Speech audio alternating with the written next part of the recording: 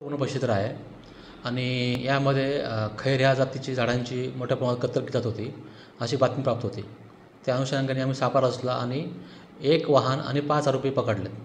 सर्व आरोपी हे मंडणगड तालुक्यातले असून या ठिकाणी अवैध खैर तोडायचं काम त्यांनी मोठ्या प्रमाणात केलेलं आहे। त्यांची यंत्रणा अशी होती की कटर मशीनसोबत आणणं, खैर हेरणं आणि तोडून घेऊन जाणं।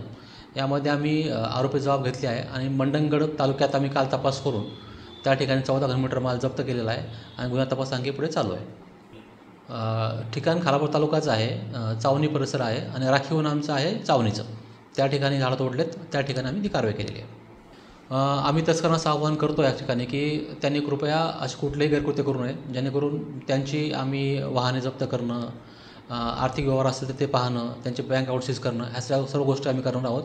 आणि तालुक्यातलं वन वाचेल याकरता आम्ही नागरिकांना पण आवाहन केलेलं आहे की त्यांनी आम्हाला या कामामध्ये माहिती पुरवून योग्य ती सर्व मदत करावी, जेणेकरून आम्ही तालुक्यातलं वन आम्ही चांगल्या प्रकारे वाचू शकतो।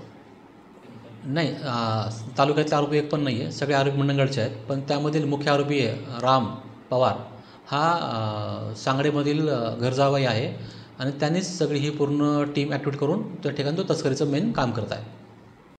आम्ही साधारण खैर जातीचा माल आम्ही 15 घनमीटर जप्त केलेला आहे। 1 वाहन आम्ही पकडलेलं आहे आणि 2 वाहनं आम्ही पकडून काल ताब्यात दिलेली आहेत मंडणगड आरोपींच्या। टोटल असं मी 10 लाखाचा आतापर्यंत जप्त केलेला आहे या कारवाईमध्ये। आम्ही आरोपींना कोर्टात हजर केलेलं आहे। आम्हाला 20 तारखेपर्यंत कोठडी मिळालेली आहे आणि 20 तारखेपर्यंत आम्ही पूर्ण तपास करत आहोत आणि तपास सखोल करून त्यामध्ये आणखी कोण आरोपी सहभागी आहेत ते तपास करून त्यांना पण न्यायालयात हजर करणार आहोत।